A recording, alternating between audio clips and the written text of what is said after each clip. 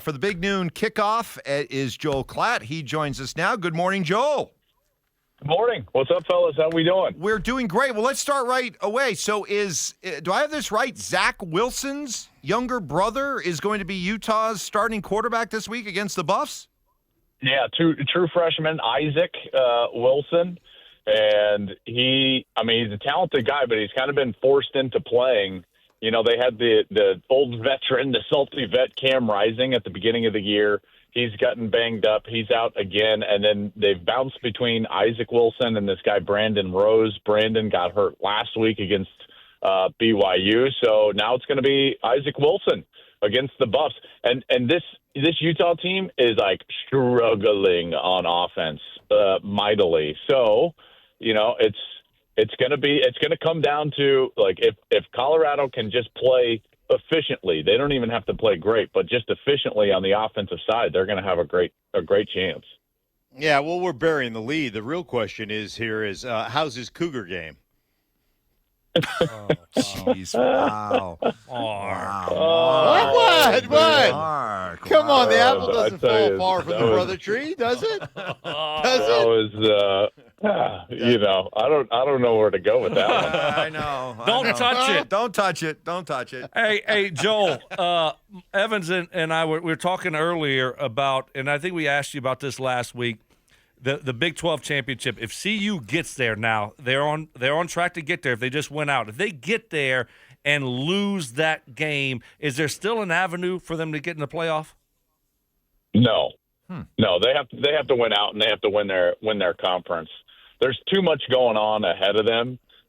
There's going to be, multiple 10-2 SEC teams, which would be a better record than the Buffs. So no, they have to win out, and it's going to be difficult. Listen, I don't want to just look past a Utah team that is very good on the defensive front seven, and they're finally healthy there. They're still going to have to play Kansas, which is playing their best football of the year. Kansas is dangerous. They just beat Iowa State. So, it's going to be difficult, but the Buffs have to win out. And if they do, then they're going to be a top 4 seed, at least in my estimation.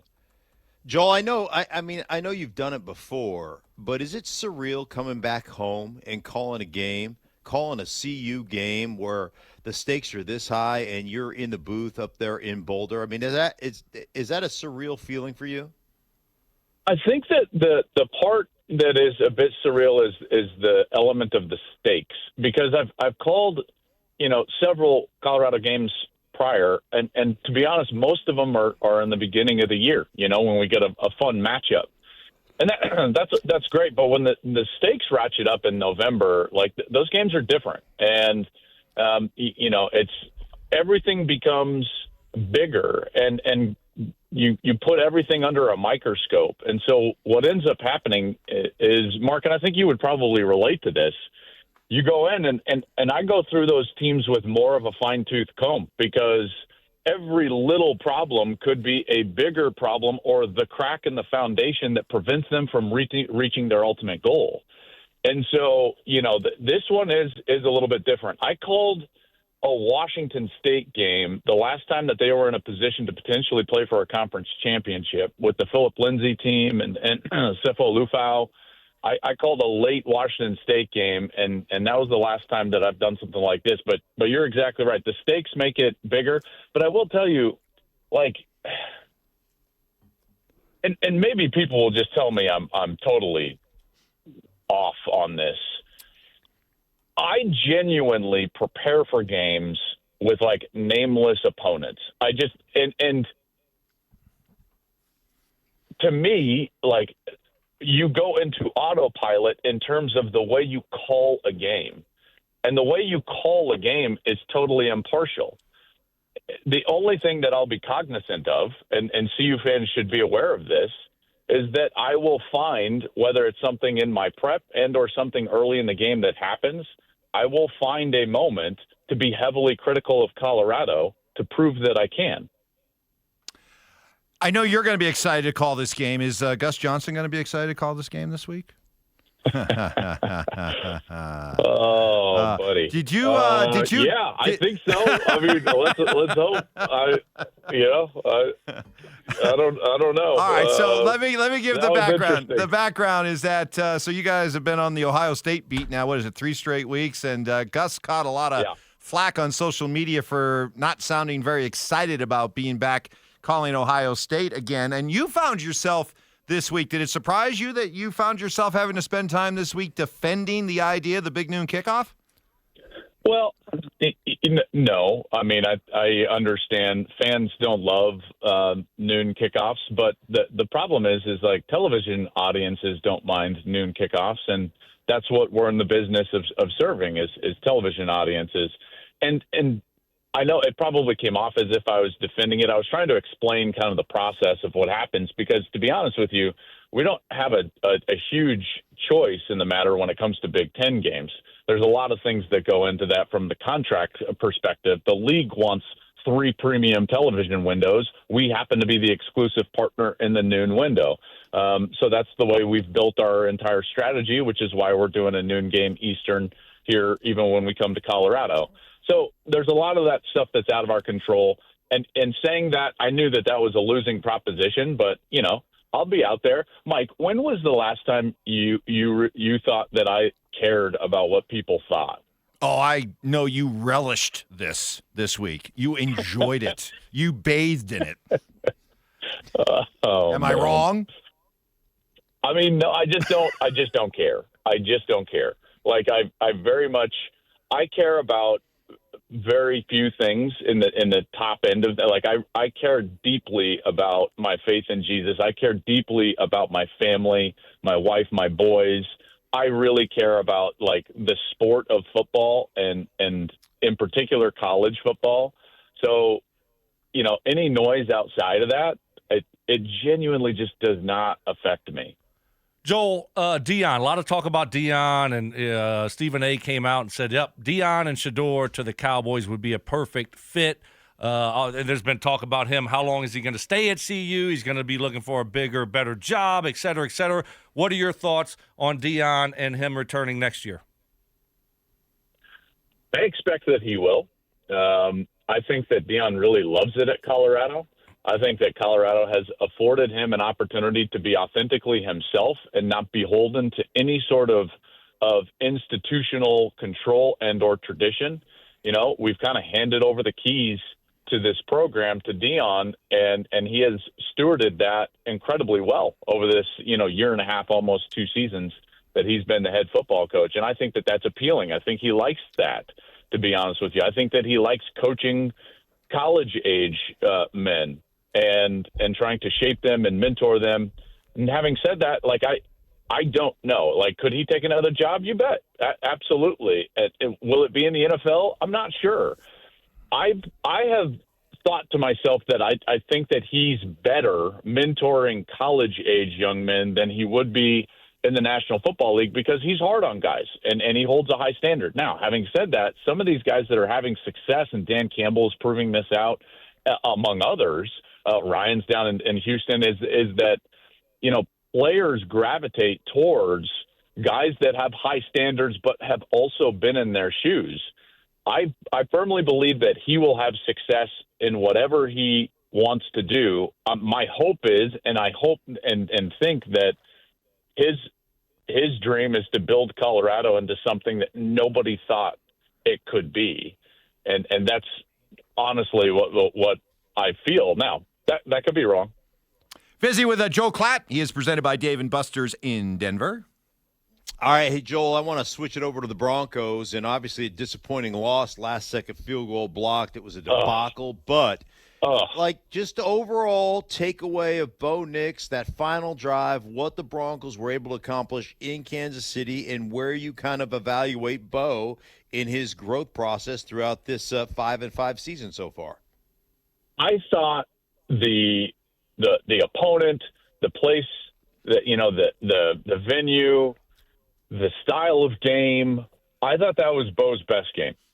And I thought that showed like this. It showed the ceiling is much higher than what we're seeing. with this organization. So there are no moral victories, but in a 30,000-foot view, that was an incredible, eye-opening game for the future of the Denver Broncos and the future of Bo Nix, because I come away from that game really emboldened in this idea that, yes, we have a quarterback that can win on the top level. We have a quarterback that, if he can do that in that game, can do it in others, can do it in any venue in the National Football League, and I think passes the confetti test. That's the way he's playing, or at least in that game, and in particular late. What is maddening to me is something that has been an issue. I'm sure you guys have seen what Dan Orlovsky did with like the history of their field goal unit and that specific player. And forgive me, I don't know his name. Alex Forsyth. Well, that guy you as a coach, what you see on film, you are either coaching or allowing. Period.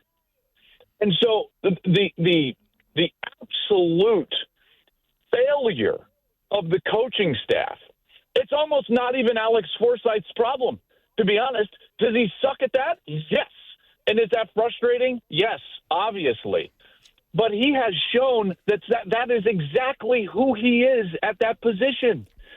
How in the world do you watch that film week after week as a coach and still put him out there? And then go to the right hash to kick a field goal when he's the left side of that field goal unit. What in the world? That is coaching malpractice, guys. It is coaching malpractice. Joel, when you look at the loss and the impact, I mean, from going from 6-4, now they're sitting at 5-5, still in the playoff picture.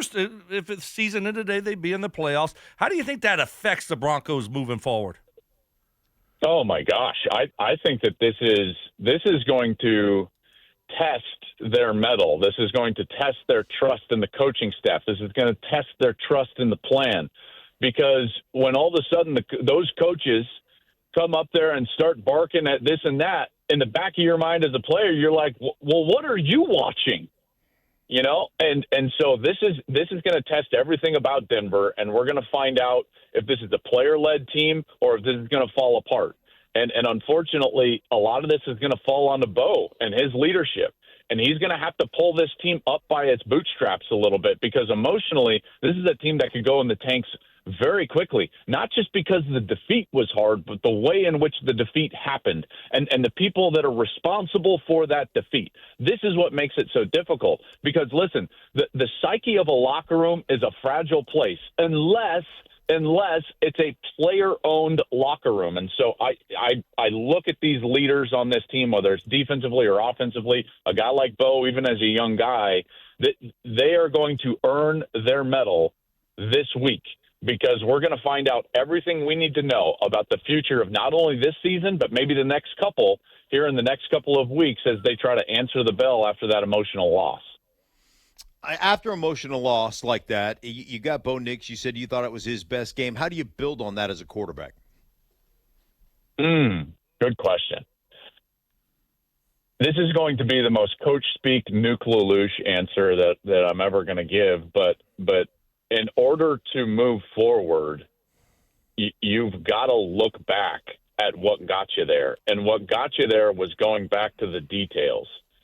You know, like, I am a firm believer in a lot of walks of life, but certainly at the quarterback position, that greatness is realized through the attention to detail.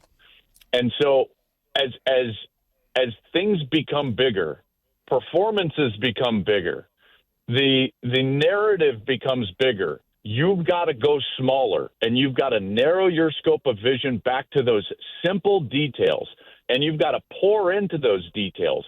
And the reason that you have to do that is so that the offense, the system, and the game plan can be a part of you, where you are playing in a reactive mode and you're not thinking about things. The first time that you start going out there and believing a big narrative or believing you're some sort of player that can play above the X's and O's, you're wrong. And that's when you're going to fall, because pride comes before the fall. You've got to go back to the details.